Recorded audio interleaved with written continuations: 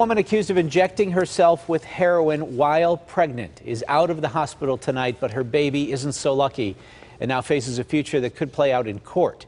John Shumway is live with the latest. John. Yeah, Casey Dishman and her baby daughter were in McGee Hospital last night. Late last night, after talking with police at the hospital, Casey Dishman was moved here to the Butler County Prison, where she will await trial on the charges that could end up being homicide.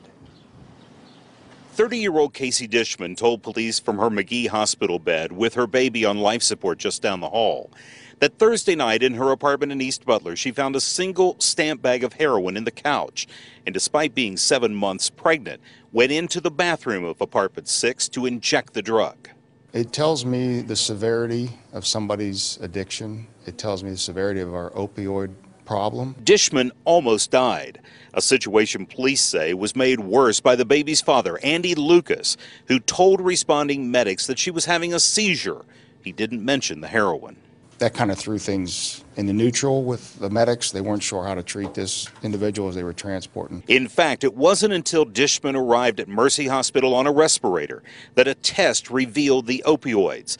And once Dishman was alert the next day, she was transferred to McGee, where the baby was taken by emergency C-section.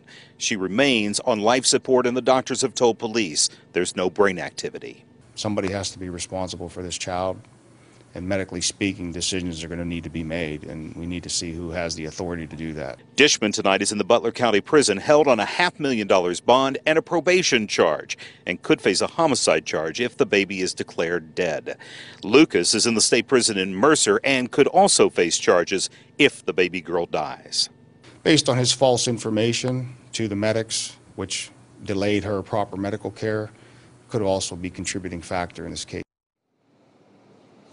Now, the police and the prosecutor are in some unusual territory here, and a lot of this depends on the fate of the baby. Currently, the police, the prosecutor, the Children and Youth Services are all working together trying to determine exactly who is going to make what is bound to be a very difficult decision. Ultimately, it could be made by a judge. Live in Butler, John Shumway, KDKA-TV News.